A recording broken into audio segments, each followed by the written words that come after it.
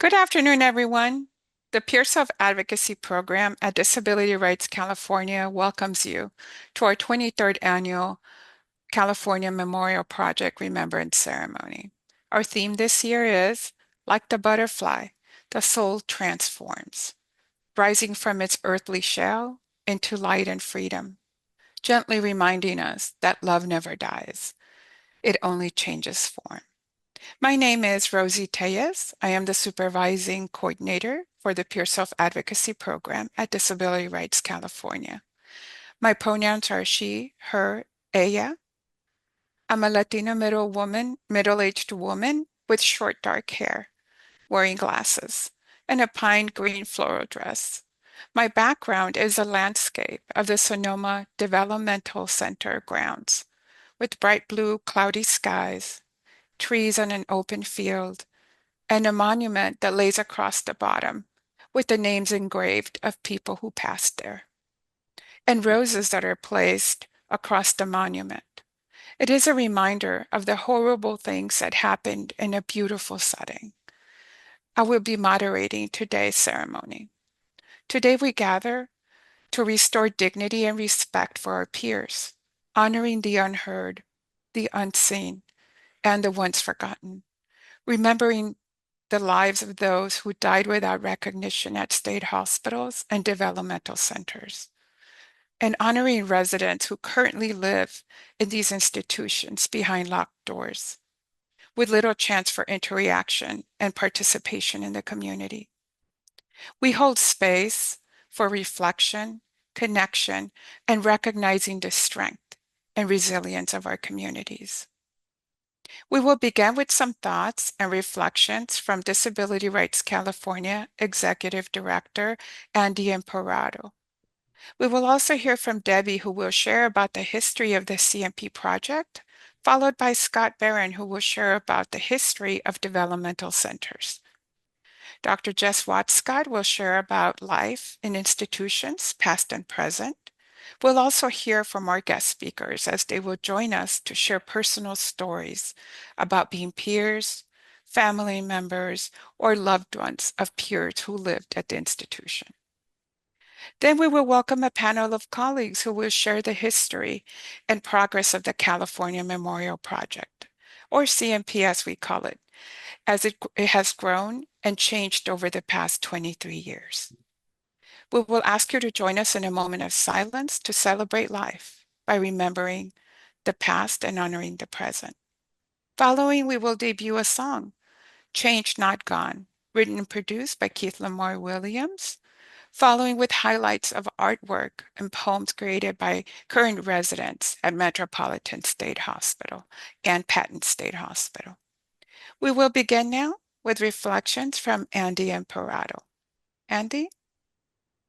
Thank you so much, Rosie. My name is Andy Imparato. I use he, him pronouns. I am the Chief Executive Officer at Disability Rights California, and I've been in that role since right before the pandemic in February of 2020.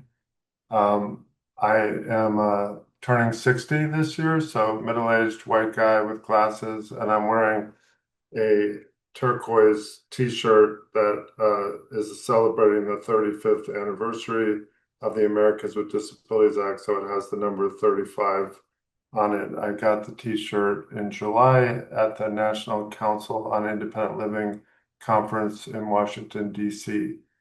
What I wanted to comment on first, I just want to appreciate the leadership of Disability Rights California's peer self-advocacy unit. Robin Ganswag, who will be speaking later, has been kind of leading our remembrance of what happened in the state hospitals and developmental centers for over 20 years. And I'm just grateful to her for her leadership and keeping this going and keeping it changing every year with new content. We do virtual events and we do in-person events, and I'm looking forward to participating in the in-person event at Patton State Hospital. What I wanted to say this year is that this memorial is happening at a time when people with mental health disabilities and intellectual and developmental disabilities feel like it's become okay to segregate us and to rebuild institutions. If you look at proposals that we've gotten from the governor of California and the state legislature, we've had a series of policies that are making it easier to lock up people with mental illness and to force them to take medications against their will, all in the name of helping them. And we had an executive order in July from President Trump that is very aligned with Governor Newsom's carceral policies towards people with mental health and other disabilities. We at Disability Rights California feel that these policies are inconsistent with the Americans with Disabilities Act and other laws that protect civil rights and human rights for people with disabilities. But it's interesting that the rhetoric that is being used to support building new facilities, including new locked facilities for people with mental health disabilities, is not unlike the rhetoric that was used to build the state hospitals in the first place. The idea was that there are some people who just can't help themselves, they don't know any better, so we'll put them in an institution under the care of a professional, and somehow that will make their life better. And the point of this memorial project is that the people were treated in a dehumanizing way, so that when they died in the state hospitals and developmental centers, they were buried in unmarked graves. Their humanity was erased. And this memorial project is about reclaiming their humanity and remembering that these were people who deserved to be buried in graves that had their names on it. So we're grateful to the folks that have come together to build these memorials, like the one in Sonoma. I was there at the dedication of that memorial. And we think that it's important for our state to remember our history so that that can inform our policy moving forward. And I just want to close with a quote from Martin Luther King.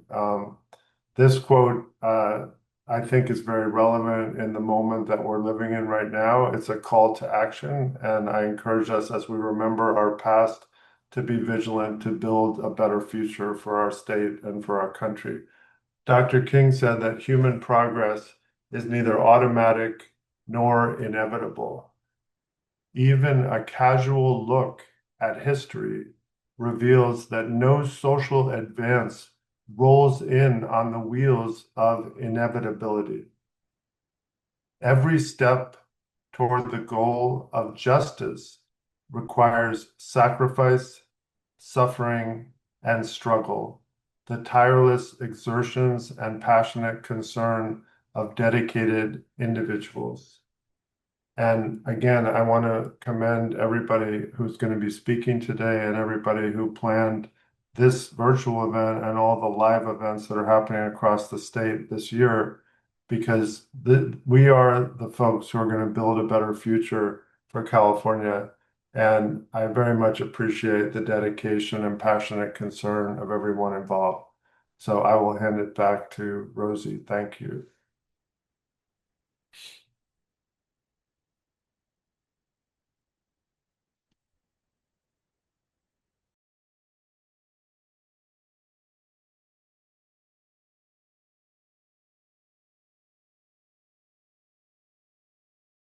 Hello, sorry team, I was disconnected. This will be edited, team. So now I would like to introduce a panel composed of colleagues and peers who will share some historical progress and their personal experience with the California Memorial Project. We introduce Debbie, our PSA facilitator. Debbie? Thank you, Rob. Thank you, Rosie. My name's Debbie Davis. My pronouns are she, her, aya. I'm an older white woman with salt and pepper hair, and I'm wearing a blue blouse.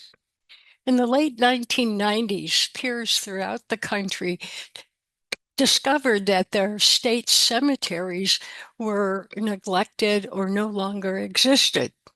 Peer groups in Georgia and Massachusetts, Washington, and 7 other states began to restore the burial sites. In doing so, they gave recognition dignity, and honor to peers who had died in those institutions. In California, over 45,000 individuals died while living in state institutions between the 1880s and the 1960s. When no one claimed their remains, they were buried on institutional grounds or in local cemeteries. Most were buried anonymously in unmarked or mass graves, without a marker to show that they ever existed. Over time, the cemeteries were neglected and left in deplorable conditions, and people there basically were forgotten. In 2000, Lori Shepard, the former director of the Peer Self Advocacy Program here at Disability Rights California, learned about George's Memorial Project. Lori, along with other peer and self-advocacy team members, began research into state institution cemeteries. They were appalled by what they found. Some cemeteries only had bricks with numbers. Some, no one even knew where the cemetery had been located. The Peer Self-Advocacy Program then reached out to two other peer organizations, the California Network of Mental Health Clients and People First of California. We joined together to restore dignity, honor, and respect to people with psychiatric, intellectual, and developmental disabilities. Wanting the cemeteries restored, the three peer groups approached the then Senator Wesley Chesborough and educated him about the neglect of California state's institution cemeteries. He was distressed by the conditions of the cemeteries. He understood the importance of our project because the conditions of the cemeteries showed how society dishonored, disrespected, and tried to erase away the very existence of people with mental health, developmental, and intellectual disabilities. Senator Chesborough introduced Senate Bill 1448 in February of 2002, and it did pass. What the bill stated, which is law now, the state has an obligation to provide appropriate burial for patients who die while residing at state hospitals or developmental centers when their remains are not claimed. The bill went on to say the state has an obligation to ensure the maintenance of the grave sites on state hospital and developmental center lands. They should be maintained in a manner that is respectful and includes individual acknowledgement of the people buried there. That same year, the California legislature voted to proclaim that the third Monday in September is California Memorial Day.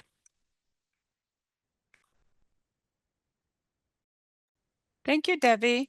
Now we'll introduce Scott Barron with our Office of Clients' Rights Advocacy Program. He's a peer advocate. He's going to be sharing about the history of developmental centers and communities. Scott?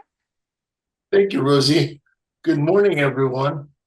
Today, I'm going to share a little bit about the Developmental Center history and timeline. First, I'm a white male in his mid-40s with brown hair, a white beard, and I'm wearing a gray polo shirt, and I use he, him, his pronouns. In 1969, the Lanterman Act was established, which brought forth the regional center system, which helps individuals with developmental disabilities access the community and get assistance accessing the community through different resources. In 1972, Geraldo Rivera, who is a reporter, did an expose on Willowbrook, which is a developmental center that was in upstate New York. He reported on the deplorable conditions he discovered in Willowbrook. He and a film crew looked through windows and snuck around and wrote this piece on Willowbrook and actually toured the facility. Some of you may recognize Geraldo Rivera's name from a talk show, if not a reporter. From his expose, brought forth what's called the protection advocacy system. And that's how we were formed.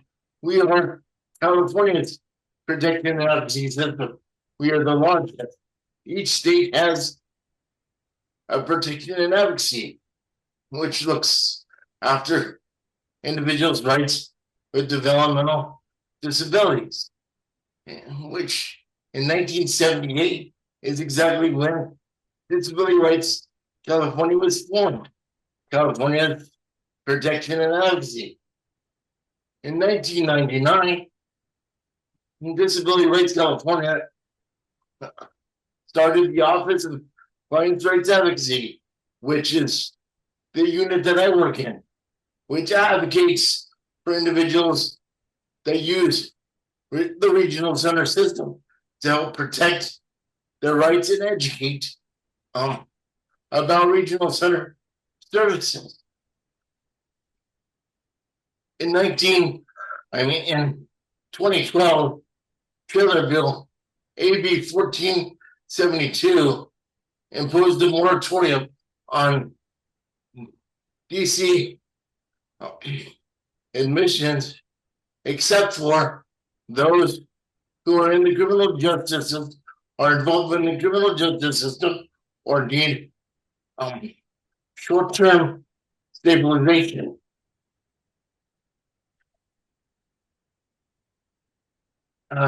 The reason for these closures, the reason the DC closed is because there are better community models and also lack of funding and better use of funding. In 2015, Lanterman Developmental Center was closed on July 1st, 2015. And I was very involved in that closure, helping the clients decide for themselves and make some decisions about their placement and helping them get ready to move into the community. Fairview Developmental Center was closed at the end of December 2021. And that's a little bit about the timeline of developmental center. Thank you, Scott. What does a CMP mean to you? And why is the CMP project so crucial and still important today? Scott? The CMP to me means, it's a rejuvenation and a chance to reflect on and remember those who have lived and died in state institutions and developmental centers, but it's also a rejuvenation to me and reminds me of how important this work and how relevant it still is to this day. And it kind of rejuvenates me for the upcoming year. And being a person with a disability myself, it also helps me reflect on how close it could have been to be me. It could have been me in Willowbrook. Just a few short years after Willowbrook was reported on the news, I was born. So if I was born just a few years earlier, it could have been me. So I never forget that. And the California Memorial Project helps me renew my advocacy spirit, my dedication to this work, and my zealous um, my zealous attitude for the clients that we serve. Thank you, Scott. Now, what are some roadblocks or developments that the CMP project has faced, Well, Scott? this will be my 15th. This is my 15th ceremony. And back when we first started, we had many more organizations involved, which helped with funding and simply organizing the ceremony. And I think we need to draw attention to that and kind of bring that back and get more people involved so we can have monuments at every single site. Every single site tells a story and deserves a monument of their very own. And without funding or support from other nonprofit organizations, it's just um, slow coming. And if we had better um, participation from others, we could place the proper marker and have the proper dedication ceremonies that each state deserves. Thank you, Scott. Now, what legacy do you hope the CMP leave? I hope the PNP leaves a lasting legacy and continues to build on the legacy by developing a model similar to our regional center system where um, patients can find a way to get support easier living outside the community, whether it be outpatient or some kind of inpatient program that's set up more like a home-based treatment instead of what we have today. I think when people have choice in their life, no matter what they're going through, if they're able to make choices, they feel more empowered, regardless of what they're going through. And as long as you um, give them power, it brings about more hope, more willingness to educate themselves, and um, a stronger recovery. Maybe sometimes even, um, you know, more better progression in the recovery. So I think we should take a real hard look at at mental health disabilities and figure out a system similar to the regional center so people can be set up for success and not have to live the way they live. Thank you, Scott. Now, what are some memories you have of participating in the CMP? Some memories I have participating in the CMP is the lovely audiences that I see come back year after year. Some people I've known for years, and they always greet me with warmth and a smile. I remember one ceremony we did a balloon release, one ceremony we made t-shirts, and one ceremony we even had a drum ceremony, um, Native American drum ceremony provided by a family of a former patient at Patton State Hospital. That was really moving.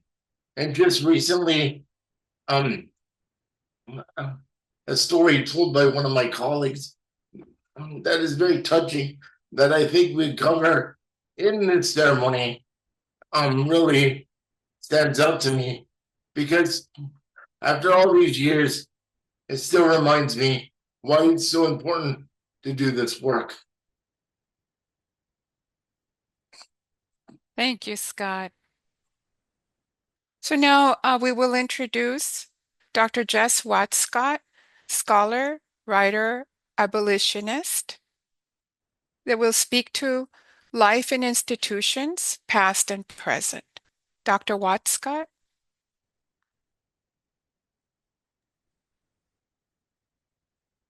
Hello, my name is Dr. Jess Watcott. I use they, them, ye pronouns. I'm a white non-binary person in my 40s with short curly brown hair, and I'm wearing a black shirt with white hearts on it. I'm an associate professor at San Diego State University, and I do research on the history of state hospitals and developmental centers, which used to be called state homes from the years around the 1890s to the 1950s. Back then, they didn't understand that people with different types of disabilities had different needs. So, people with all kinds of disabilities could get sent to a state hospital or a state home.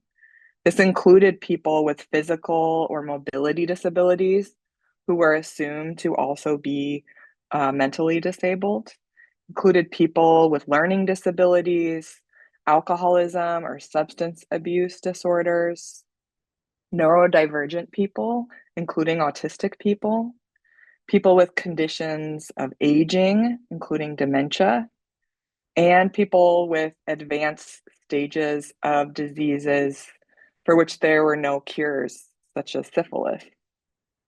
There are also stories of how women who did not have another disability were sent to state hospitals as punishment for disobeying their fathers or husbands.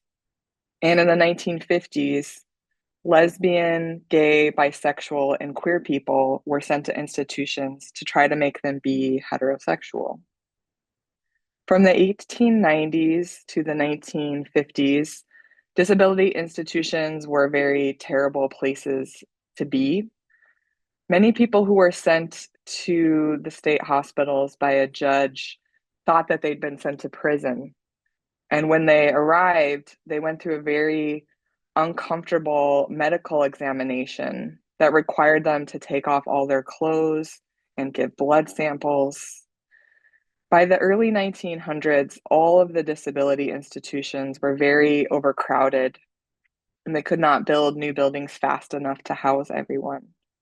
Many people ended up living in hallways or even outdoors in tents. The overcrowding meant there were not enough staff, so residents with mobility needs might be stuck in bed all day with nothing to do. There were limited classes and activities, although people that could work were given jobs such as working in the kitchen or ironing clothes. Some women were asked to work in the nurseries, taking care of children who were born to parents living at the institution. Residents did not receive very much treatment, and some of the treatments ended up being very dangerous and harmful to people. Many of the institutions were very far away from towns and cities, so it would have been difficult for family and friends to visit. Those that were located in cities were locked to prevent people from escaping. People in disability institutions were prevented from having children or taking care of children that they already had. This was part of something called eugenics, which was this belief that society would be better off if some people did not have children. One of the ways this happened was that residents were sterilized, which is a surgery which makes it so that people can't have children anymore. Unfortunately, a lot of people still hold these beliefs and they think that disabled people should not have children. Most of the families were told to pretend that their family member who was at a hospital or home had died. And so, for this reason, some people who were sent to institutions spent their whole lives there. Still today, many people, including myself, are learning that they had an ancestor who was in a disability institution and they never knew that that person existed. This is why so many people are buried at the state hospitals and developmental centers. because they had no family that kept in touch. Fortunately, as Scott told us, these views started to change in the 1960s, including with many families refusing to send their children to the state homes, and people starting to organize for the rights of people labeled mentally ill. And they were able to get the laws changed to give more people rights around being put in institutions for their whole lives. Many understandings around psychiatric distress and how to treat it have changed. And so people and institutions today do have access to treatment and programs that are more helpful in the past. However, most of the people who are in the institutions today have come in contact with the criminal legal system, either being accused of a crime or convicted of a crime, but found that they should go to the hospital, to a state hospital instead of a prison. Um, but it can mean staying in a state hospital for a very long time, even someone's whole life. There's no specific sentence like there is in a state prison necessarily. It can also mean being forced to take medicine or to feel pressure to take medicine in order to get privileges. And these things can be very upsetting to people who are trying to get better. And it can prevent some people from ever getting out. So on this California Remembrance Day, we remember both those that died and those that are still living in state hospitals and developmental centers.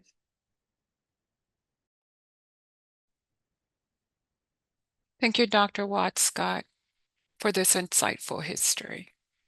Now we have Aurelia, who will read a poem, A Design for Living. Aurelia?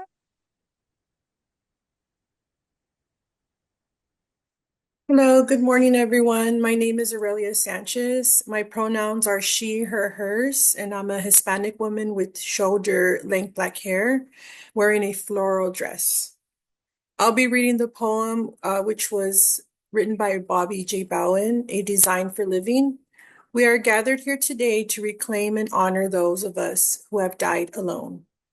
Their bodies never claimed, they lay buried without a gravestone. I shiver at the thought, and it fills me with disgust. Such uncaring actions seem so unjust. So we who are gathered here today must look to the future and find a new way to preserve our dignity and quality of life, which protects the disabled by restoring patients' rights. From this day forward, we must make a new start to create a design for living that comes from the heart. Thank you.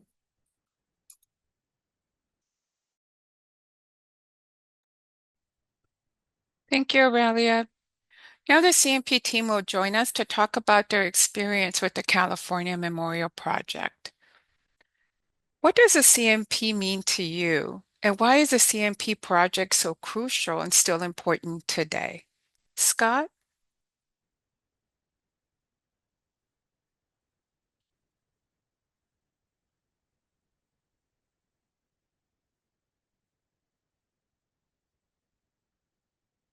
Okay, we'll have Maria.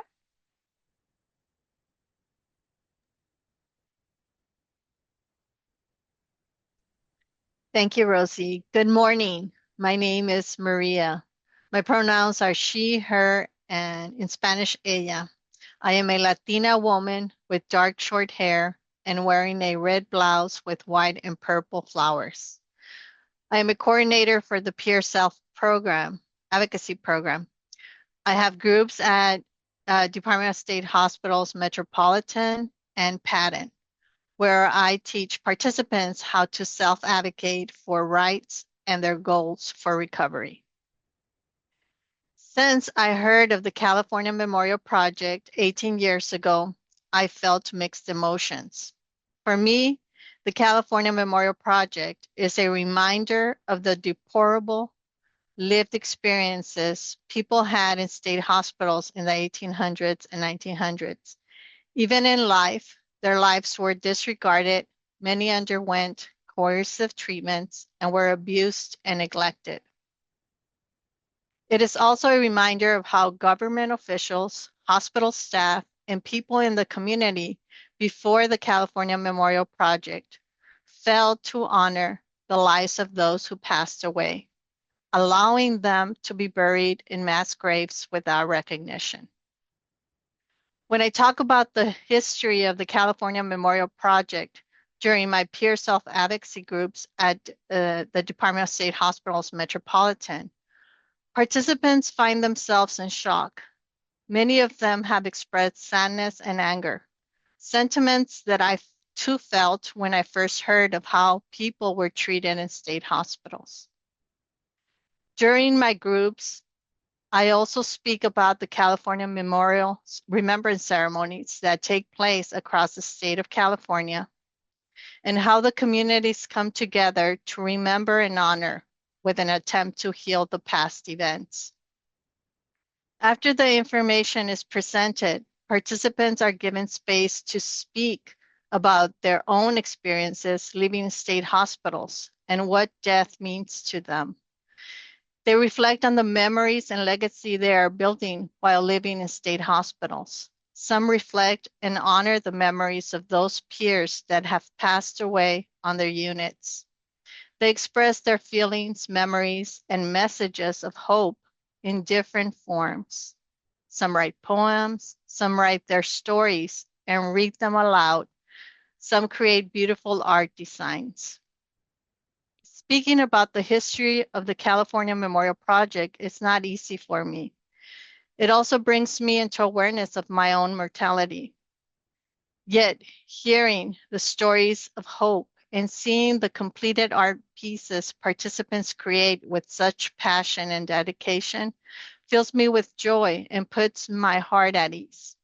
All this brings me to the realization that the California Memorial Project is not only about bringing awareness into the past, but also about walking with those who are currently living in state hospitals. It's a time to celebrate them in their present moments. It's a time to give them opportunities that those who came before them didn't have. The California Memorial Project is also a call to action for current and future generations to be vigilant so that current people living in state hospitals aren't forgotten. Thank you.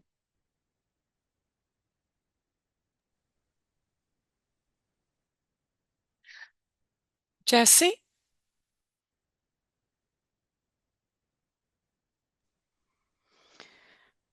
Hello, my name is Jessie Gilbert. My pronouns are they, them, theirs. I'm a white person in my 30s with rainbow hair and a blue and purple button-up shirt. So I value this project because our ceremonies not only are meaningful to ourselves, but they also give family who attend a chance to grieve in community with each other and gives patients who are able to attend an opportunity to remember their friends and be seen and to be valued. And as Andy spoke on previously, I think that CMP is specifically important today because of recent legislation and executive orders that have targeted people in our communities. They make us vulnerable and make us feel disposable. But CMP reminds us that we are indispensable, we are loved, we are valued, and we have community. It reminds us of our deep purpose and hope that no one ever again be removed from the community by reason of disability.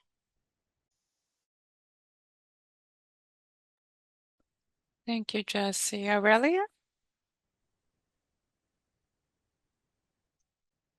Thank you, Rosie. My name is Aurelia Sanchez, and I'm a peer self-advocacy coordinator with Disability Rights California. And I'm honored and deeply moved to be here with you today. Today, we gather to remember and honor the lives of individuals who passed away in state hospitals. These are people who may have felt forgotten in life, but they are not forgotten today. As someone who works closely with peers and advocates for dignity, respect, and self-determination, I know how important it is that we see each other, really see each other for who we are. Every person we honor today has a story, a purpose, and a right to be remembered. Hosting this remembrance ceremony is one way we say, your life mattered. You are loved, you are not invisible. At Disability Rights California and in the Peer Self-Advocacy Program, we believe in lifting voices, especially those that have been silenced or overlooked. Keeping the legacy of these individuals alive is part of that mission. They remind us to keep fighting for equality, for compassion, and for change, not just in systems, but in our hearts. Thank you for being here. Thank you for remembering. May we continue to carry their legacy forward with justice, with kindness, and with love. Thank you. Thank you, Aurelia. Debbie?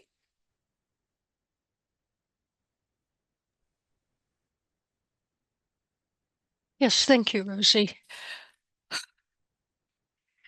California Memorial Project, it just it gets me in my heart. Um, it has a double meaning. I mean, we're here saying, okay, these people were just thrown away. There was never anything to say that they even existed on this earth. And I had a similar thing happen when I was 16. I found out that I had a twin. Her name was Darlene, and she died when she was um, a year and 9 days old. I'm in California, and actually, I was born in Cleveland. So when I had a chance to go back to Cleveland, I went to the cemetery and I got the map and I went up to where she was supposed to be laid. And when I looked to my left, there was a marker with the name of a baby that died when they were a year old. On my right, there was a marker with the name of another baby who died at 6 months.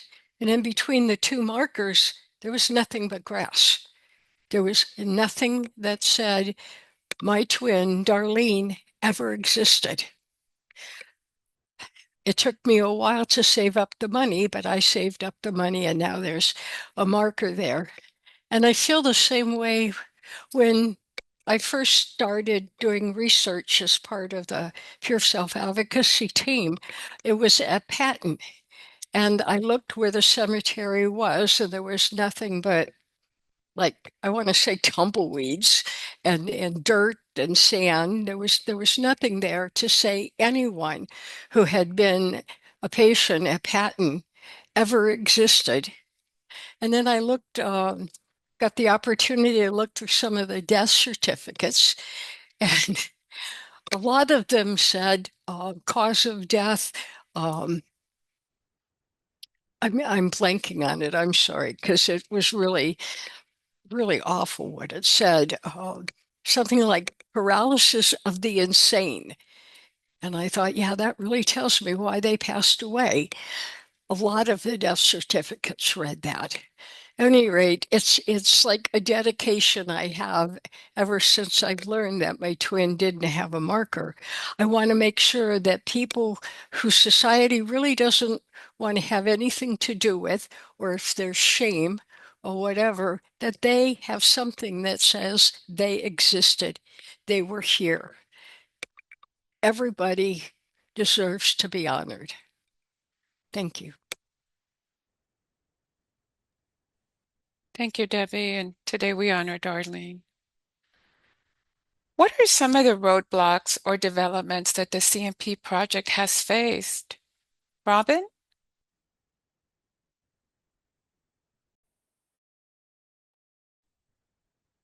Thank you, Rosie. My name is Robin Ganswig. I'm with the Peer Self-Advocacy Program as the program manager. My pronouns are she, her, and I am a white woman with blonde hair and a blue shirt. So I'd like to talk a little bit about some of the roadblocks we ran into as we were moving on with this project. We wanted to hold the first CMP Remembrance ceremony on the former Camarillo State Hospital grounds, but we met resistance from the Cal State University administration as we tried to convince them about the importance and significance of this event. The Camarillo State Hospital former grounds became the California State University Channel Islands. So that's what it was at the time that we were trying to hold the ceremony. So they insisted on charging us hundreds of dollars to host the ceremony when the ceremonies at other locations were welcomed for free. They allowed us to use an area toward the back of the campus by the old canteen where we wouldn't be easily seen. That's when I realized they didn't want the college students to know about the past and remember our peers who were once confined to their classrooms and tread through the quad at the foot of the bell tower still standing tall. They wanted to erase the past rather than teach the students about the true history of this institution and the people who came before them. That's why it's so important today to illuminate the history exposed in blind sight and honor the lives of our peers from the past and the present to make sure they are not forgotten. Thank you. Thank you, Robin. Now we have Maria, who would share about some accomplishments. Maria? Yes. I'm setting up.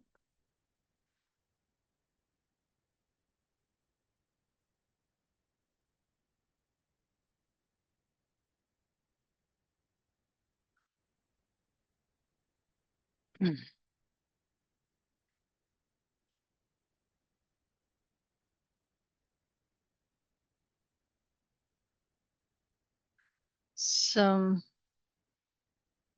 the California Memorial Project accomplishments, placing memorial monuments at state institutions.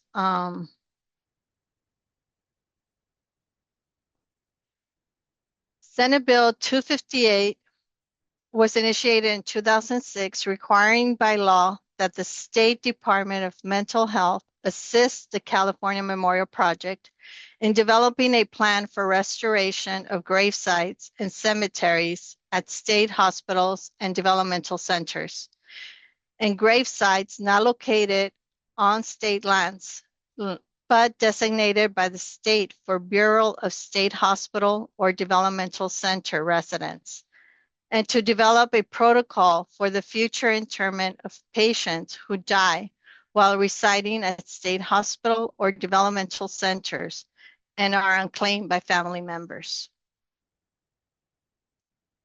Since 2006, the California Memorial Project's major efforts have been placed in restoring grave sites and cemeteries. One important aspect of the restoration process was for memorial monuments to be placed at different state hospitals and cemeteries where dedication ceremonies have been held in California state institutions to honor our forgotten peers. On the left side of this slide, there's a picture of a white marker surrounded by weeds, indicating where a person was buried. This was then. Allow me to present you what is now.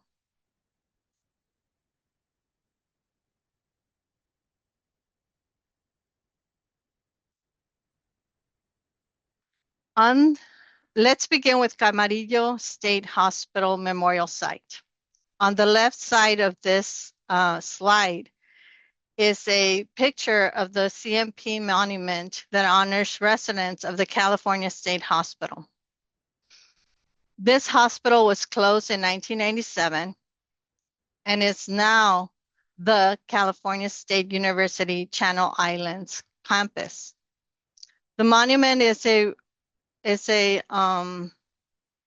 square stone placed on the ground near the old canteen in 2011. Engraved are the words, "In honor and memory of those who lived and died on grounds of the former Camarillo State Hospital and those buried anonymously throughout California. Let no person ever again be wrongly removed from the community by reason of disability." You can find the monument under a beautiful tree with a circle walkway surrounded by benches. A beautiful place to remember those who have gone before us.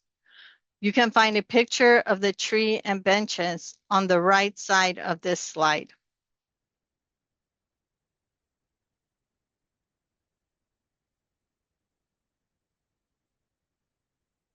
Let's now move on to Mendocino State Hospital Memorial Site.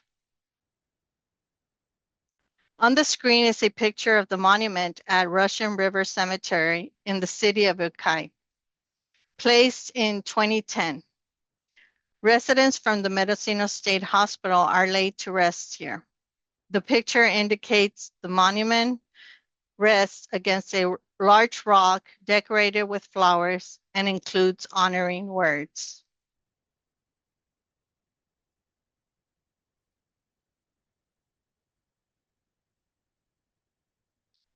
We are now at the Stockton State Hospital Memorial Site. This slide has pictures of two monuments honoring residents at the Stockton State Hospital and Stockton Developmental Center. The picture on the left indicates that a monument is in front of the pond where a fountain rises and falls delicately. The monument is an oval-shaped rock in dark color with honorary words, and the CMP logo design with the image of a person kneeling in front of a grave with a flower in their hands.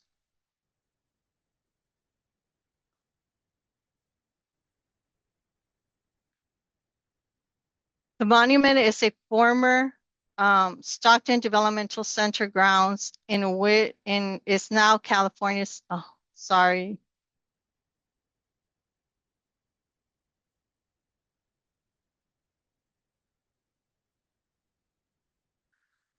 The monument is at the former Stockton Developmental Center grounds, which is now the California State University Stanislaus campus, where no one is laid to rest there.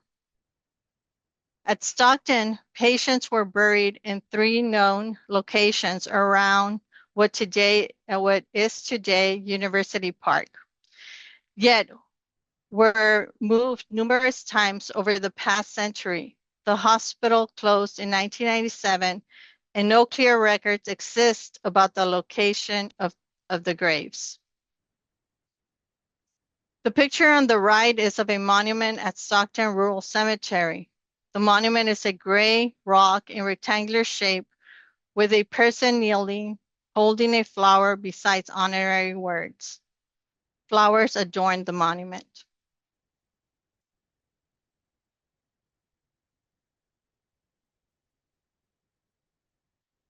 Now we arrive at the Patton State Hospital Memorial Site. On your screen are 2 pictures. On the left is a bouquet of flowers and 2 American flags placed on top of rocks. On the right side of the screen is the picture of the CMP monument placed in the middle of Patton State Hospital Cemetery grounds in 2011. The monument is a tall stone shaped like a triangle that stands on a rectangular rock. The triangular stone has an engraved tree and honoring words. The honorary words read, "Here lies our peers and family members who walked the earth before us. Let us honor their memory by reclaiming and healing our past. Let no person ever be laid to rest without recognition, and may our roots be forever entwined."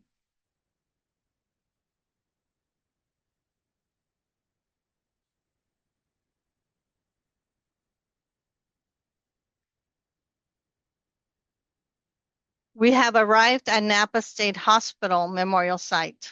For Napa State Hospital, the CMP Task Force members met with the Department of Developmental Services and the Department of State Hospitals Napa, local community members, and peer advocates to plan the design, color scheme, stone material, and monument wording. In this way, DRC seeks to instill hope so that our peers will receive better treatment and respect now and in the future. The dedication took place at CMP ceremony in 2023. On the screen, you have 2 pictures. The left picture has an accessible honoring site designed in circular form. In a semicircle, there are 9 standing pillars. The dedication pillar with CMP's honorary words and logo in the middle and 4 pillars on each side. have names engraved of people who died at Napa. On the right side of the screen is a picture of the honorary pillar. The dedication reads, "Beneath this field lie over 8,700 of our peers, family members, and friends who died and were buried anonymously at Napa State Hospital 1876 to 1964. This memorial stands in remembrance of the unheard, unseen, and once forgotten. We honor our own, restoring their honor and dignity, recognizing them by name, and remembering the people whose records were lost." At the end, there's a quote, and it states, "If you wish to move mountains tomorrow, you must start by lifting stones today."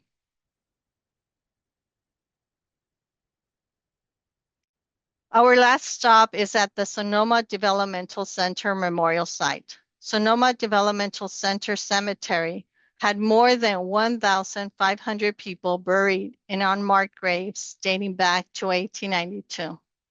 Sonoma Developmental Center closed in 2019 after 128 years of service.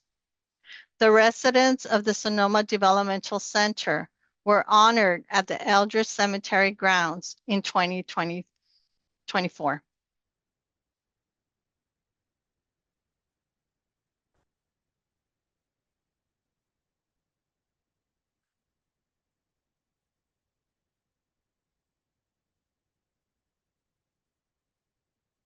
At the California Memorial Project, the community comes together.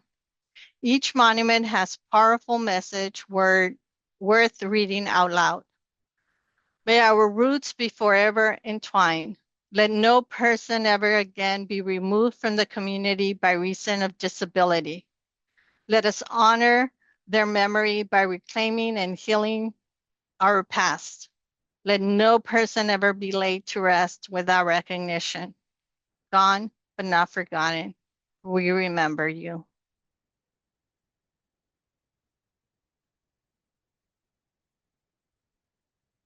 Thank you. Thank you, Maria.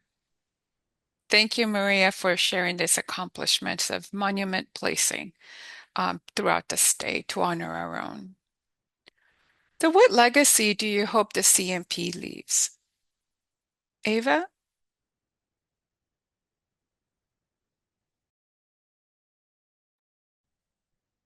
Hi, everyone. My name is Eva Casas Sarmiento. I'm a managing attorney with the Office of Clients' Rights Advocacy. My pronouns are she, her. I'm a Mexican-American woman with medium-length brown hair, and I am wearing glasses today. And the background is of the CMP memorial site.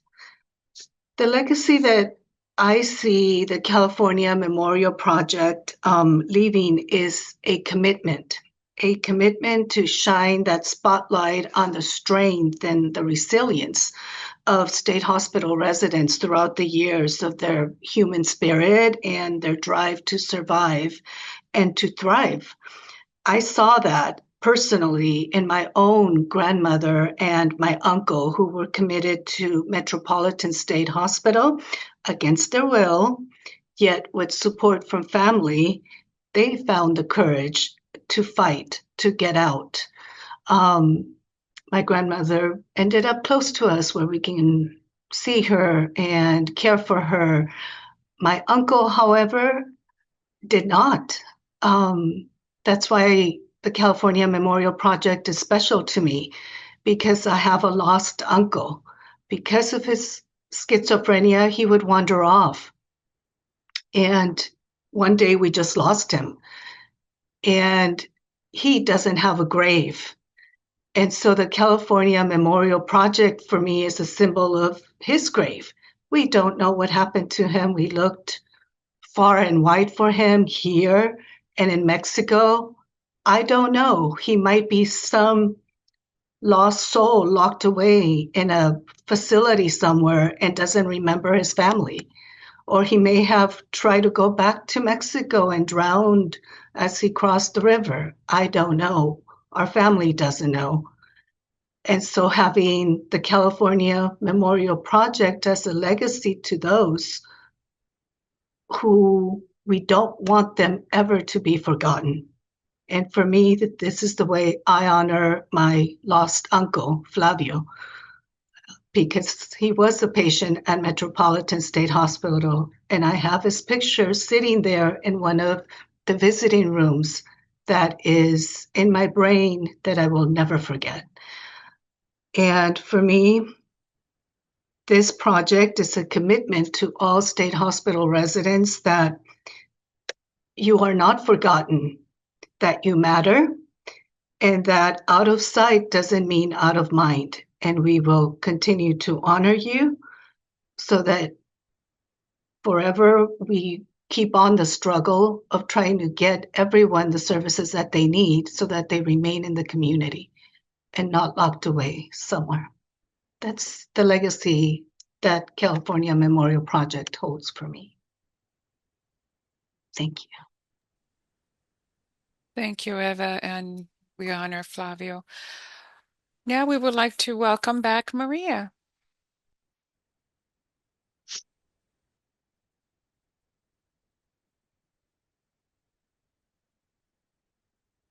I want better living conditions for individuals who currently live in state hospitals.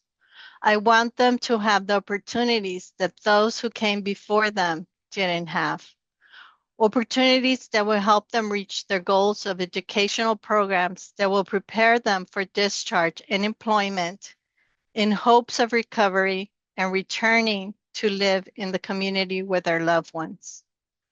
I foresee this happening with government officials working together with Department of State hospitals, with peer organizations to develop programs for better living opportunities for those who currently live in state hospitals, and to desist from creating policies that increase the chances for people to continue being institutionalized. The legacy I hope the California Memorial Project leaves is for everyone to remember the past so that changes can take place in the present and a better future can be created for those who are currently living in institutions. Thank you.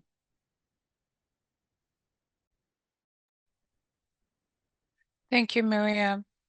What are some memories you have of participating in the CMP? Let's see, Robin? Thank you, Rosie.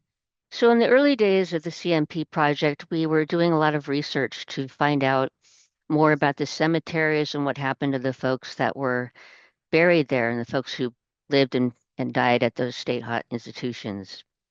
So Lucas, a former peer self-advocacy program member, and I snuck into the old dilapidated buildings that hadn't been renovated yet for the students at the new California State University Channel Islands. It was the early days of the CMP when we infiltrated one of the wards of the state hospital, snapping photos surreptitiously in case someone might catch us and insist that photography was prohibited. The flash lit up the dark corridors, illuminating the faded white walls, displaying the peeling sterility of the hospital. The hallways smelled dank and dusty, leftovers from the sweat of patients who had Thorazine shuffled through them until 1997, when the state institution was closed.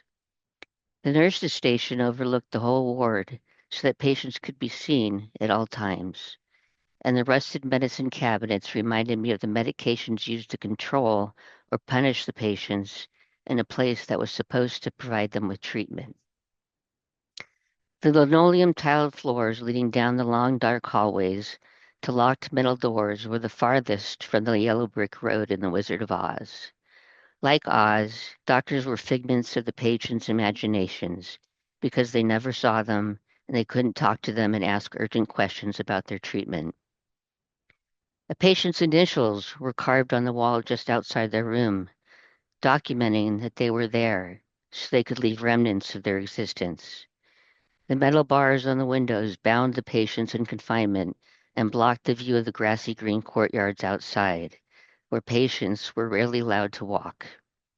I imagined patients' faces, pale and pasty, without time in the sun.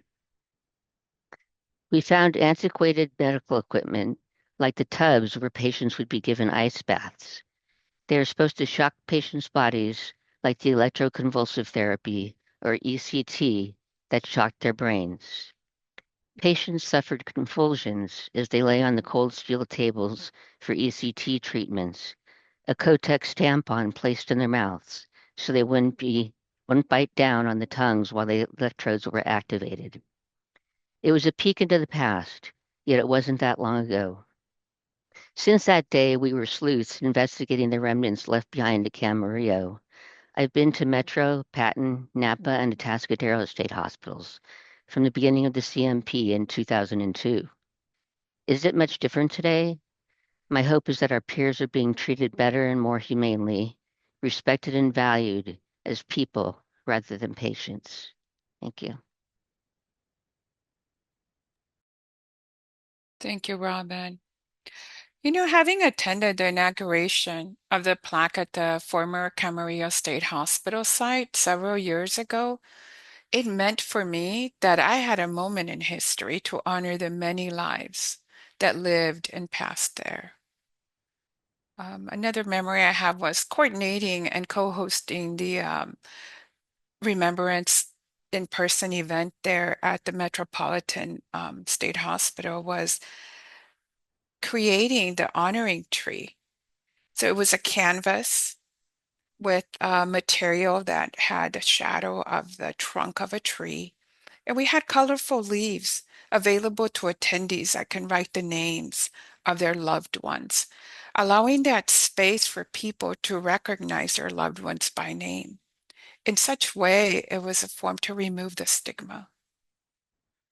Another memory that comes to me regarding the CMP is having communicated via calls and emails of the many people who were doing research and found that their loved ones was at a state hospital or at a developmental center.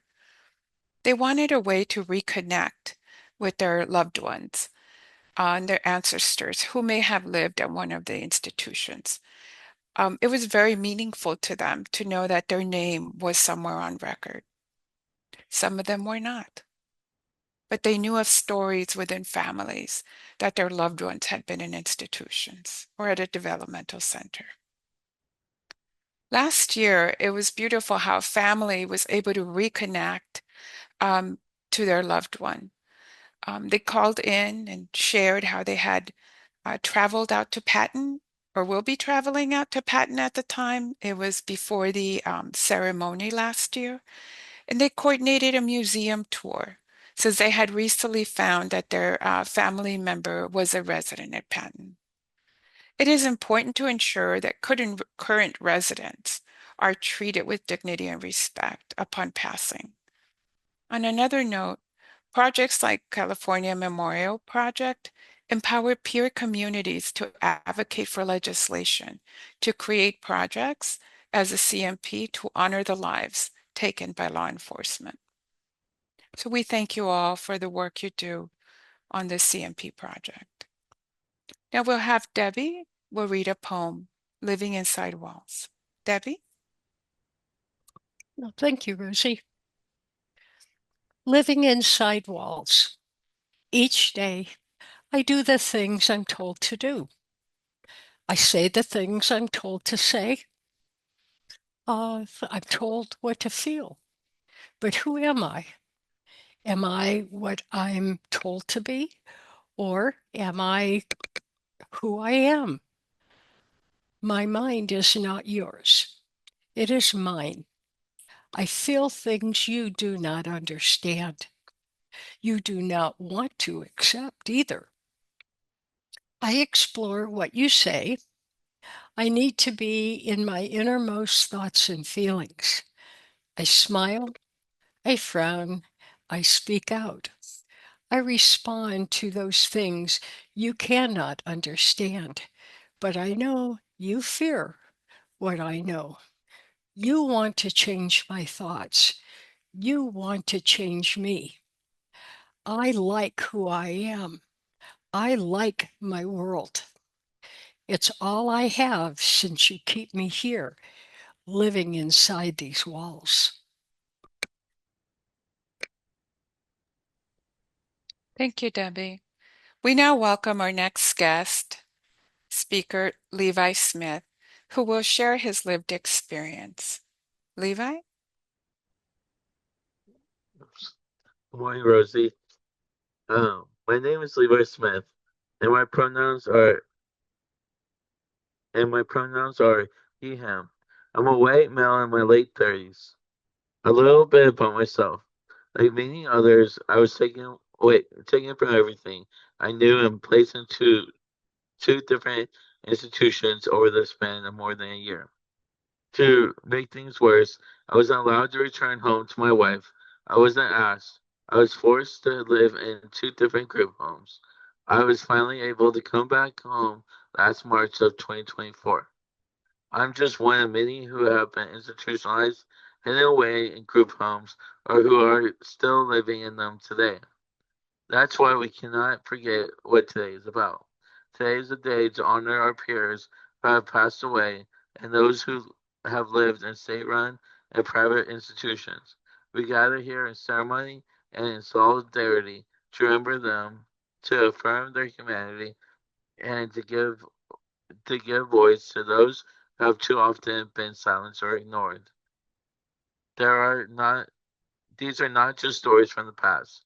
Even now, far too many of our peers continue to be placed in institutions, isolated in facilities far from their communities, their families, and everything familiar. Some some are confined to private institutions that prioritize profit over care. Others are stuck in outdated systems that treat people as problems to be managed, rather than individuals with dreams, dignity, and rights. We come together today not just to reflect, but to speak truth. To say every life matters, every voice deserves to be heard, and every person deserves to live in community with the freedom to make choices about their own lives. Let us continue to remember. Let's Let us continue to fight for justice, and let us never stop working for a world where everyone is seen, respected, and truly included. And that's it. Thank you, Levi, for sharing your meaningful experience. Yeah, you're welcome. Now we have Jesse who will read a poem, The Bed of Thrones. Jesse? Bed of Thrones. My incessant need to feed, this self-destructive addiction just itch, to change my reality so it will suit me, always searching for something more, wanting to open that forbidden door, never satisfied, the times I've tried and been let down, made to feel like a painted clown. Just let me drown my sorrow, but no, they say, you're just not meant for normalcy. Can't they see this black hole inside me, this incessant desire to be taken higher? God, will I ever tire? I don't believe in love anymore. They say pray, but it's just not enough to satisfy my soul. But XOX? No, she screams. All I want all my dreams to come true. What about me? What about you? Us two. But here I go again. But no, she screams. When is it my turn? The world spins, and I am concerned in my sins. But what about me? She says. Okay, I'll lay in this bed of thrones, my love torn right out of my chest. Darn, I need to wear a bulletproof vest. So I'll walk on to the end, to the finish line, hold this heavy crown, and hope I don't fall down. Up high, they say life is what you make it. So smile and wave, just be brave. written by a patient at Patton State Hospital. Thank you, Jesse. We now welcome our next guest speaker, Beck Levin, who will share their experience as a family member. Beck?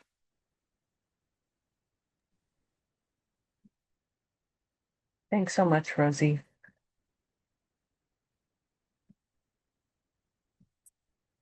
I would like to start by thanking the amazing team behind the California Memorial Project. Their unwavering support, passion, and guidance made it possible for me to speak today about my brother, Paul Levin. One of this year's themes is never give up, better tomorrows will come. It resonates deeply with me.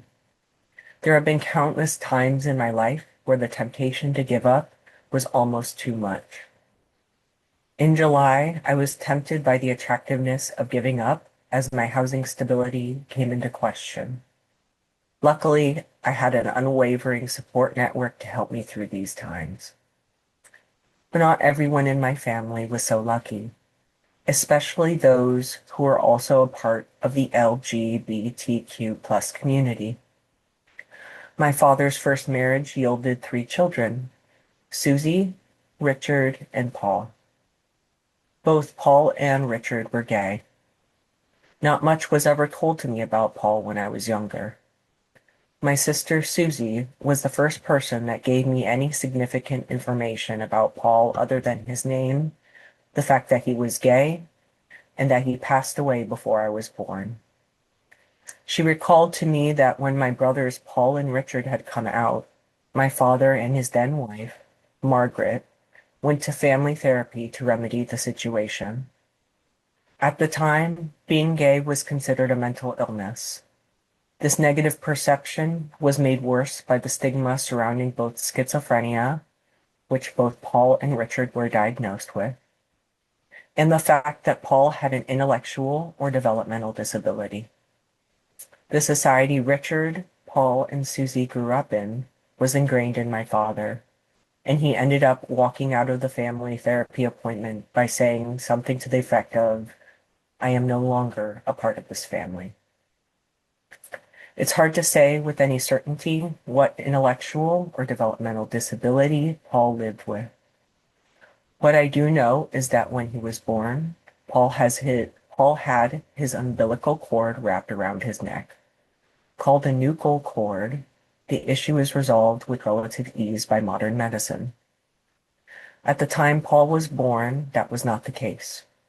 Paul's nuchal cord resulted in long-term complications due to asphyxiation at birth. That never stopped Paul, though. When I talked to Susie about my late brother, she illustrated the beautiful soul I didn't have the opportunity to meet. Paul loved politics, nature, and hiking. He had a job for several years at Yosemite's recycling center and loved every minute of it, doing something good for the environment, living near nature, and bettering the world through his work. For one reason or another, Paul was terminated from his job at Yosemite's recycling center and moved back to the OCLA area where he was significantly less happy. This period was difficult for Susie to recount, but from what I gather, his schizophrenia significantly worsened. Yet any time he called Susie, which was often, he always made a point to end the calls with, "I love you," even when he knew she did not, even when he knew she did not understand what he was trying to say. His life came to an abrupt halt when he died by suicide soon after. He couldn't have been more than 35 years old. Though Paul was never institutionalized, he faced the same othering that caused many people just like him to be institutionalized. A very thin line, one easily crossed, gave Paul his freedom, yet even this could not extend his life with us on this planet. My coming of age was not nearly as difficult as Paul's must have been. By the time I came out as queer, society's perception of the LGBTQ plus community had become much more positive. About a year after I came out, for example, my right to marry whoever I chose was solidified by the Supreme Court decision Obergefell versus Hodges. When I came out as non-binary, the terminology to capture how I feel existed, and I was able to express myself. Even still, a selfish part of me wishes that Paul could have stayed around for the better tomorrows ahead of him, like seeing his nephew marry the love of his life this coming October, surrounded by family, including our 89-year-old father who once othered Paul. A lyric from the song Man at the Garden by Kendrick Lamar comes to mind when I think of Paul. It is the line, every reason why my ancestors sent me. As I speak the words now, I feel in my core that Paul's passion for what is right is what brought me to this very moment in front of all you, and I couldn't be more grateful for that. It is for that reason that I wake up every morning and am grateful for my life, even as it feels the world is ablaze with hatred and greed. I wish I could thank you face to face, Paul, for being who you were and for being the beacon of light at the beginning of every new day. Thank you.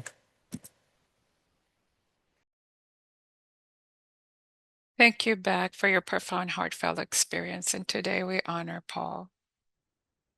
Now we have Young that will read a poem, Be You. Young?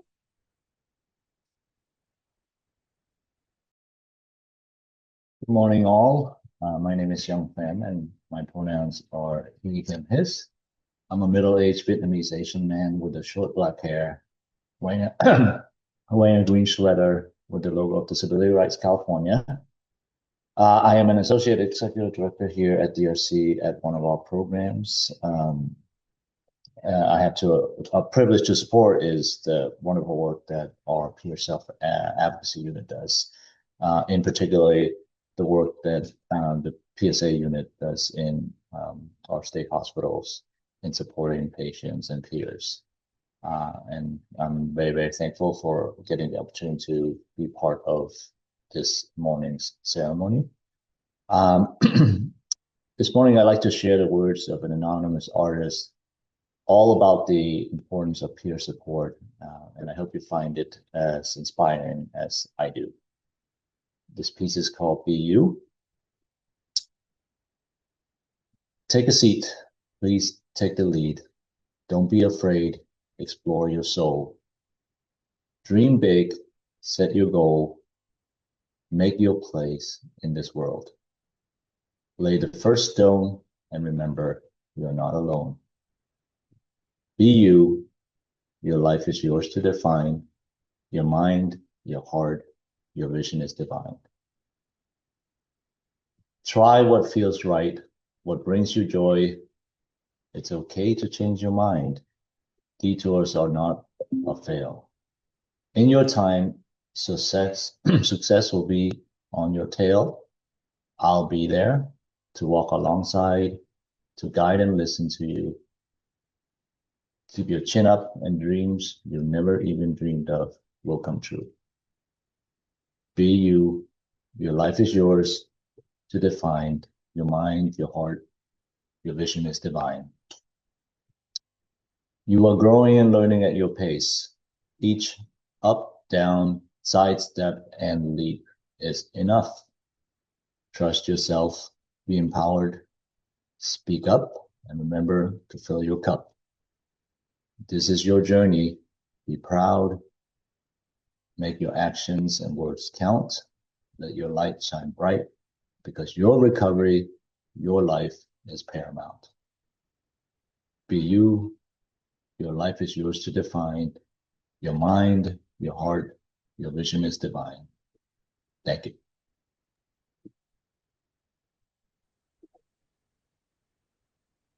Thank you, Young. We now welcome our colleague guest speaker, Ava Casas, who will share from a family's perspective. Ava?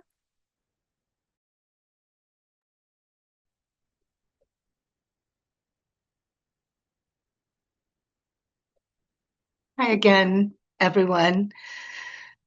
I'm here because I grew up with and have family members with psychiatric disabilities. First, I want to thank you for allowing me to share a bit of my family's journey.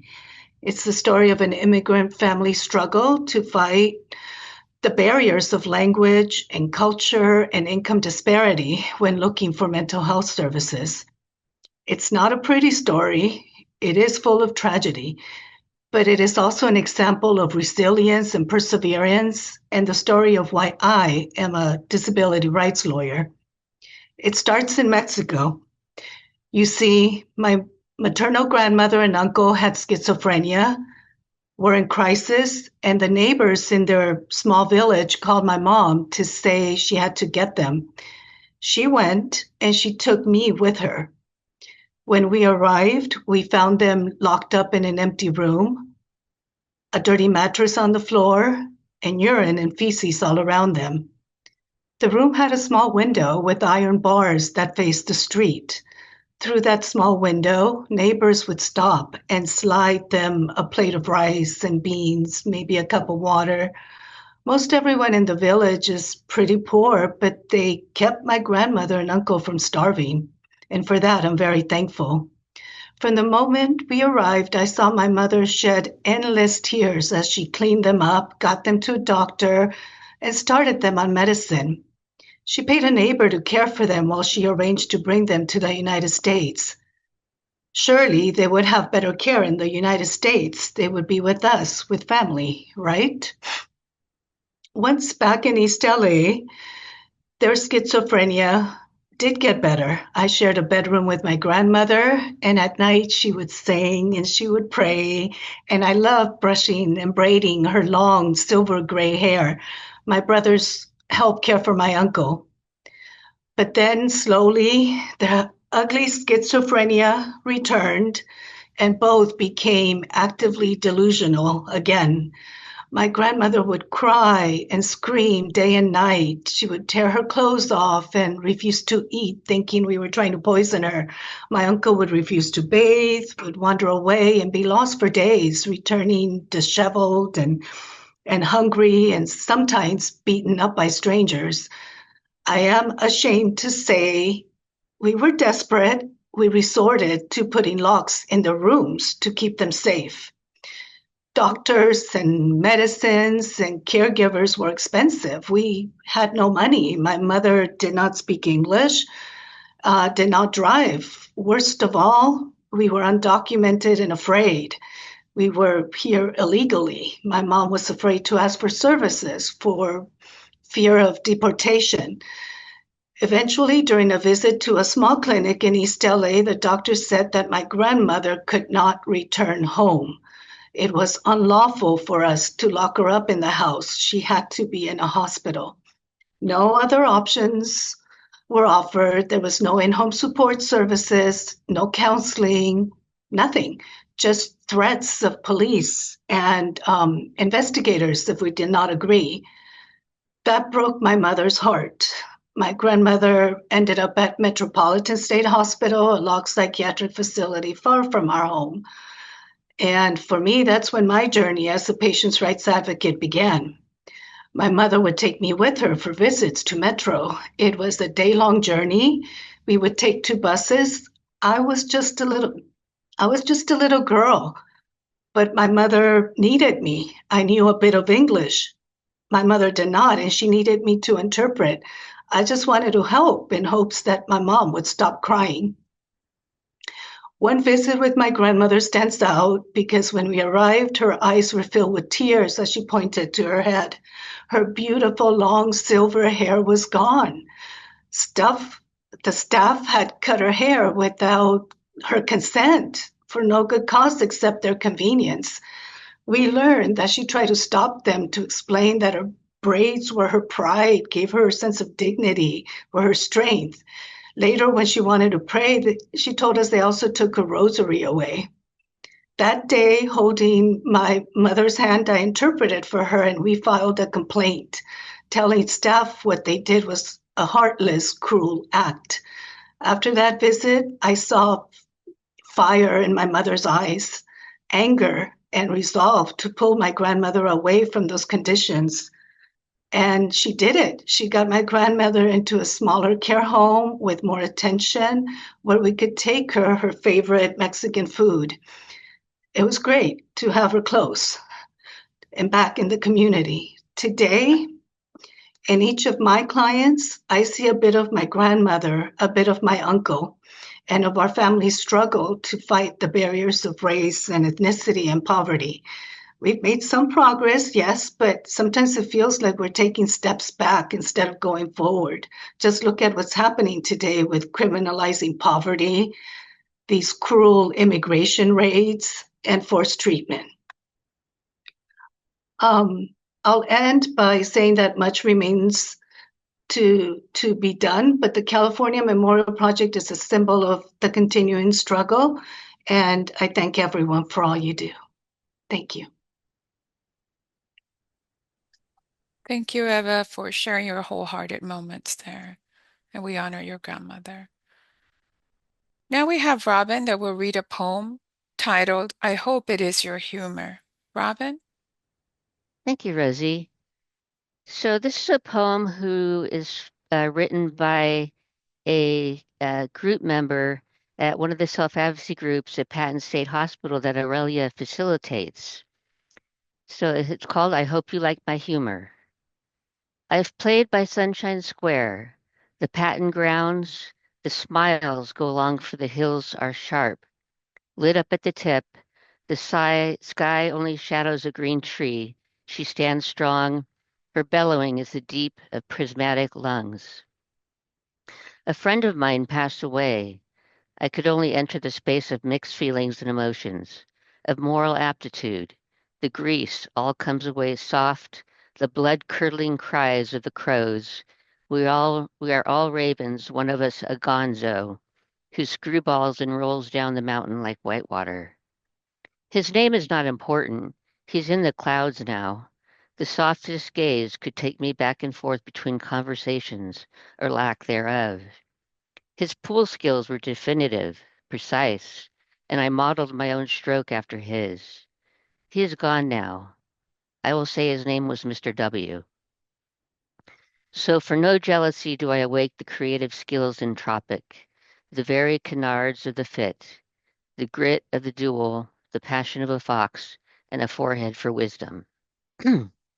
Maybe his name is clearly written on an angel's wings, for the sake of being there in a brother, the solid marks of the elderly. He went to the hospital one day, and if this is contrived or circuitous, it is complex for me to imagine a world without Mr. W. So maybe I am doing him justice for the time being, as the mosquitoes bite, the flies fly around my ears, and the green sandal warms my beach-headed nuances, all to the tip of a hill nearby, where I imagine he's resting on some log, drinking a soda. Or maybe a pinch of lemonade, just to soothe the soul that undertook the freight, the capital weight of the garden master. It'll all be clear in the time it takes to unremember. So for that time being, I'll be in a time capsule and remark on the sheer wittiness of this gentleman. To come from Patton and go out the wrong end of the spectrum, I mean, I could comfort his memory with a few words, and I am. And Jesus loves you, Mr. W. But alas, it doesn't end now. Death is not the end, Bob Dylan said. You will excuse me for now delivering a stark response to the feeling I feel on a hot day at Patton. It is hot today, and I am remembering Mr. W.'s humor. Or not. I will only decide to never put a stumbling block or hindrance in the way of a brother. The Bible says to not pass judgment on a brother. So when someone at Patton passes away, we remember the good times, not the cliche times, but the real passionate, outgoing, tribal, guided, spiritual sense of the life spent at the facility known as Patton State Hospital. Mr. W., you're a real gem. You couldn't ever get angry. You never tried not to. You just exuded the elusive qualities it takes to change a gray argument into the red fury of interest that reminds me of your personality. I'll remember you because you took a special liking to me. You were the uncle of my Patton days. We bumped into each other here at the hospital and it just fit. There were no egos to check, no trespasses. Really, I'm being completely honest. If I were to ask you about ego or redemption or society, you'd probably smile that crooked way and just say, I don't give it much thought, and it would end there for that time and place. Because there's a time and place for everything. The bombastic cowboy lifestyle that brought us into friendship was the one that we relied on most. I, for one, thrive on the wild. I actually think I misheard someone call you Wild at one time, but it was only a slurred version of your real name. And being who I am not chronologically listing the ways you make my mouth twitch and smile. I am only unraveling this tale as a sure thing to keep you alive for the time being. So read this and know, Mr. W., that you were the cowboy uncle I needed just at the time. So I am grateful above all else for knowing you for as long as I could. You didn't blame me for being me, and I don't blame you for not wanting to correct me in any way. No funny business. I'll be just this way if I can, for as long as I can. A sense of the word, a deepening in the throat, a closure of the hands. I am praying for you, Mr. W., and I think you know what I mean when I let my hands come together. You'd believe it was a prayer mood rich with life. You noticed me. I noticed your faith, and I noticed my own faults. I know I met you by the name Wild, but the reality is now a myth. I don't know if you have family to collect you and put you in a rightful grave. All I know is there's a space for Mr. W in my heart, opened wide enough for something to come through and pass by my way. I hope it is your humor. Amen. Thank you, Robin. Now we'll have Debbie, who will guide us into a 1-minute moment of silence. Debbie? Thank you. At this time, please join us in a moment of silence where we can honor and give respect to those who lived and died at state hospitals and developmental centers.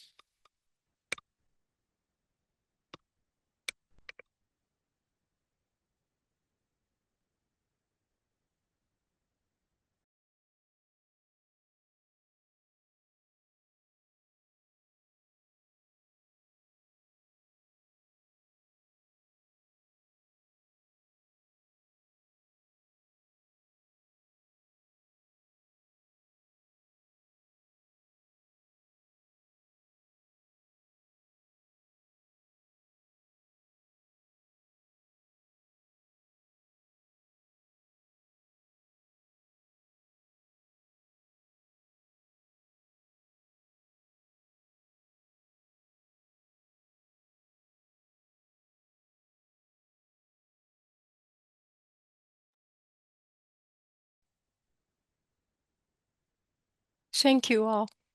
This concludes the moment of silence. Rosie? Thank you, Debbie. Thank you for guiding us into this reflective moment of silence that is being observed statewide today. Now we will have a reflective soul string tribute to those we carry in our hearts. The song titled Changed, Not Gone, with lyrics and written and produced by Keith Lamar Williams. We'll have Beck, who will play the song with lyrics video. Beck?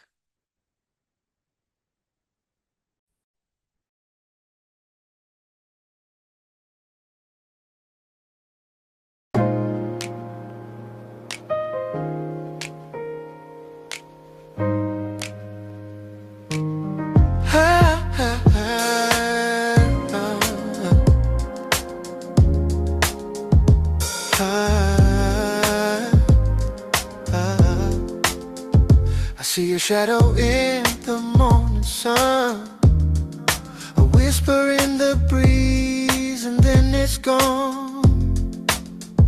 But in the quiet you return again. I flutter through my chest, a trace of wind. You didn't leave, you only changed. You're in the stillness, wide and strange.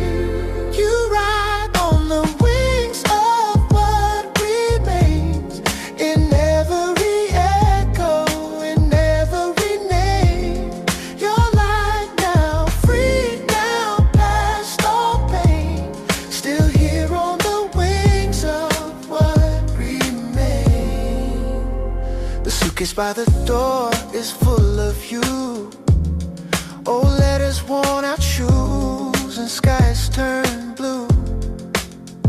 But it's not just the things you left behind, it's how your love still speaks through time.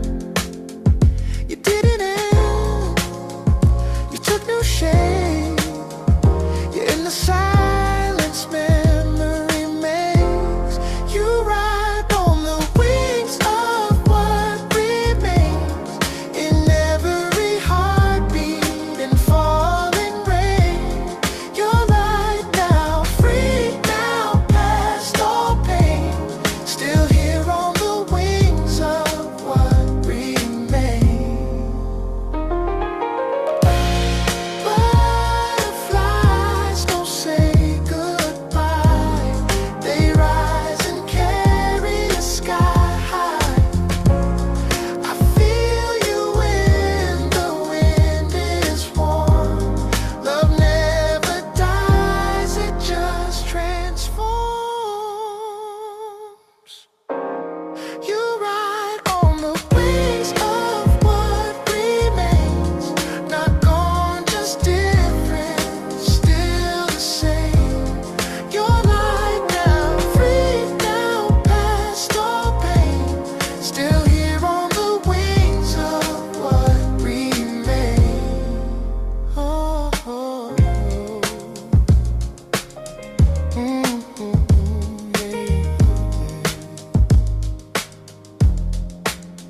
Oh, fine.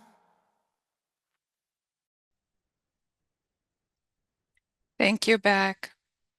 We now welcome our colleague Maria Garcia, who will display artwork by peers who are residents of Metropolitan and Patton State Hospitals. For accessibility, Maria will do visual descriptions of the art pieces. Maria? Yes, thank you. The California Memorial Project is honored to present this year's 2025 art exhibit, Together We Can Make the World Turn. The artwork you will see in this virtual exhibit was created by patients at Department of State Hospitals, Metropolitan, and Patton. These individuals have learned about the California Memorial Project Remembrance ceremonies in their peer self-advocacy groups. These projects were donated to the California Memorial Project as a gift of hope and reminder that patients in state hospitals will not be forgotten. The art piece on this slide was created by a patient at Department of State Hospitals, Patton. Its message, Together We Make the World Turn, was the inspiration for this year's art exhibit theme. This is a beautiful painting of human hands embracing each other, circling around the earth. The painting on this slide was created by a PSA group member at DSH Metropolitan. In this painting, the artist presents a harmonious view of two people on a green field during a sunny day. A Department of State Hospitals Metropolitan patient created this painting. This artist used contrasting colors to create lines, shapes, and space that align in a dynamic form. The painting on this slide was created by a peer self-advocacy group member at Department of State Hospitals Metropolitan. In this imaginative painting, the artist used a red background to decorate with flowers.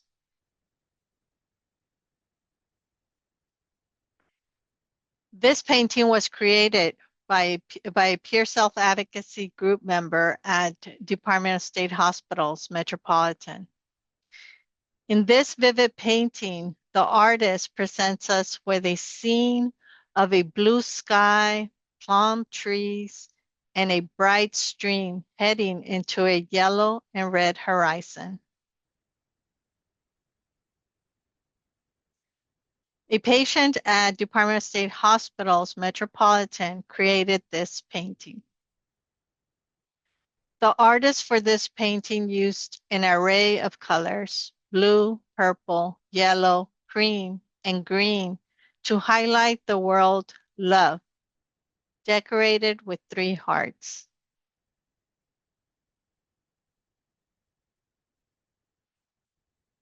A PSA group member at Department of State Hospital's Metropolitan created this painting.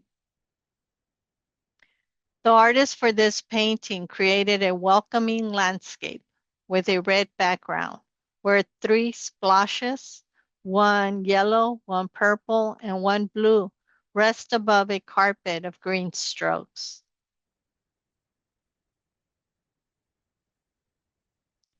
This art piece was created by a peer self-advocacy group member at Department of State Hospital's Metropolitan.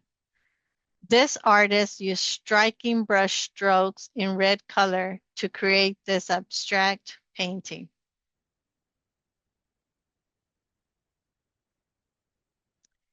This imaginative painting on this slide was created by a patient at Department of State Hospital's Patton.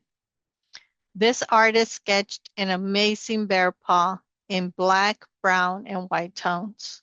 The top of the paw presents a sun and tall trees. The center has the face of a bear, and the bottom has the feet of the bear standing on a landscape. This concludes our 2025 art exhibit. Together, we can make the world turn. If you wish to donate art to the California Memorial Project, stay tuned for our next slide and closing remarks from Rosie, where she will explain what to do if you want to get involved in the California Memorial Project's future ceremonies. Thank you. Maria, thank you for creating and displaying the art of our peers and graciously contributing to this year's Remembrance ceremony. We also thank Keith for his reflective tribute of the reflective song, Changed, Not Gone. Thank you all who made this year's ceremony possible, including all of you for joining us for our 23rd annual California Memorial Project Remembrance Ceremony. We look forward to having you join us next year. If you would like more information about our California Memorial Project, you can visit our website shown on this slide. We have the website that I'll spell out for you. It would be WHAT-DIS-WE-DO/CALIFORNIA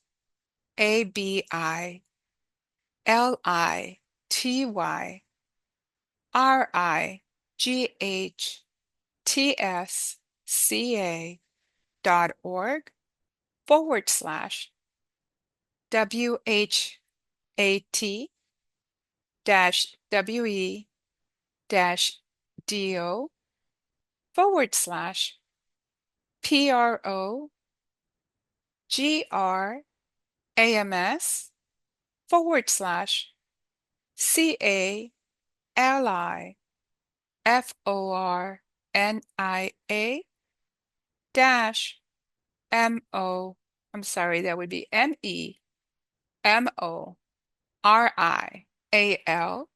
dash PROJECT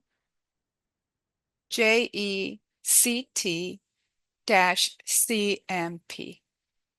Or you can email us at California Memorial Project at gmail.com. That would be CALIFORNIA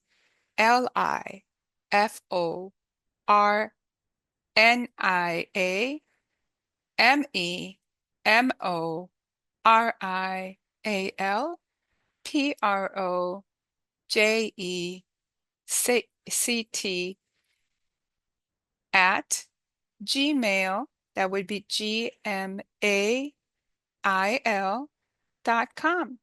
for more information. Till next time.